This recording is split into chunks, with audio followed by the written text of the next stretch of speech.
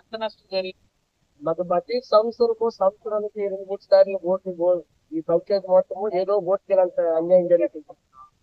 Friends ఏం చెప్తున్నారంటే insurance సౌకర్యం లేకపోవడం వల్ల వలలు పోయినా సరే పడవలు పోయినా సరే రిటర్న్ అనమాట గవర్నమెంట్ నుంచి అనమాట రావట్లేదు.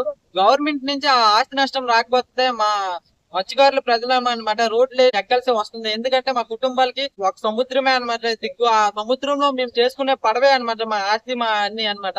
అలాంటిది నిన్న మునిగిపోవడంతో చాలా బాధాకరమైన విషయం. సో దీనిపైన గవర్నమెంట్ వేగంగా స్పందించి మాకు ఇన్సూరెన్స్ సౌకర్యాలు కల్పిస్తారని మిమ్మల్ని అందరినీ కోరుకుంటున్నాం. మాకి మత్స్యగారి భరోసా ఇద్దరు అన్నదమ్ములు వస్తుండ్రు, తండ్రి కొడుకులు వస్తుండ్రు, కానీ ఇద్దరు వేట చేస్తుండ్రు, కానీ ఒక్కరికే వస్తుంది. దీనికోసము స్పందించాలనేసి మేము కోరుకుంటున్నాం. ఇంకొకటి ఏంటంటే మత్స్యకార భరోసా కూడా అంటే వేట నిషేధం సమయంలో మత్స్యకార భరోసా వేస్తున్నారు గవర్నమెంట్. అది ఏంటంటే ఒక్కొక్క రేషన్ కార్డులో తండ్రి కొడుకులు గానీ అలాగే అన్నదమ్ములు గానీ వేటకి వెళ్తున్నారు. ఆ వేటకి వెళ్లే సమయంలో అనమాట వాళ్ళకి ఒక్కరికే వేస్తున్నారు అనమాట. ఒక్కరికి వేయడం వల్ల ఆ 2 నెలల సమయంలో చాలా ఇబ్బందులు అయితే ఫేస్ చేస్తున్నారు. ఎంతమంది ఆ రేషన్ కార్డులో ఫిషింగ్ చేస్తున్నారో అంతమందికి పడేలాగా మా గవర్నమెంట్ స్పందిస్తుందని మేము అందరము మత్స్యకారుల తరఫున కోరుకుంటున్నాం. మేము తెచ్చే చేప బోల్డ్ అండ్ చేప ఇక్కడ రద్దు అయిపోతుంది. సాగుకారులు మాకు సరైన న్యాయం చేయడం లేదు. మా కోల్డ్ స్టోరేజ్ లేకపోవడం వల్ల ఈ సమస్య మేము ఎదుర్కొంటున్నాము.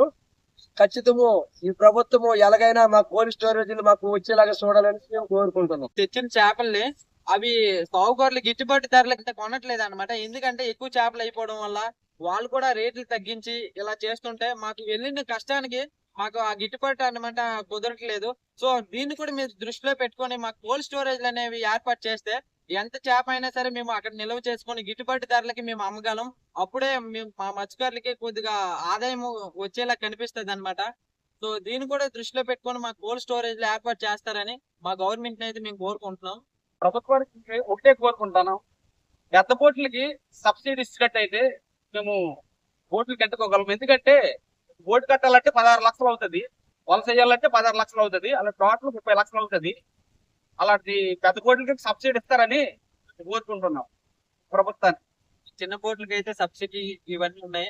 పెద్ద బోట్లు ఇక్కడ సుమారుగా ఒక 30-35 లక్షల బోట్లు అన్నమాట ఉన్నాయి. ఆ బోట్లు కట్టుకోవాలంటే చాలా ఇబ్బంది అయితే అవుతున్నారు. అప్పులు తెచ్చి అప్పులకి తీర్చుకోవడానికే మా లైఫ్ అయిపోతుంది అనమాట. సో మాకు పెద్ద బోట్ల పైన కూడా మాకు సబ్సిడీలు కల్పిస్తారని 50% లోన మా గవర్నమెంట్ అయితే మేము కోరుకుంటున్నాం. అలాగే నా సైకిల్ రైడ్ ఇప్పటి వరకు అయితే నేను ఎగువూరు గ్రామంలో ఉన్నాను. ఇప్పటికి 13 రోజులు అయింది నా సైకిల్ రైడ్ స్టార్ట్ చేసి. ఇంకా నేను నెల్లూరు డిస్టిక్ వరకు అయితే వెళ్తాను. ప్రతి ఒక్కరు నన్ను సపోర్ట్ చేసి నా ఛానల్ సబ్స్క్రైబ్ చేసి ఇన్స్టాగ్రామ్ పేజ్ ఫాలో చేసి నన్ను సపోర్ట్ చేసి ఇంకా ముందుకు తీసుకువెళ్తారని మిమ్మల్ని అందరినీ కోరుకుంటున్నా. Thank you for all.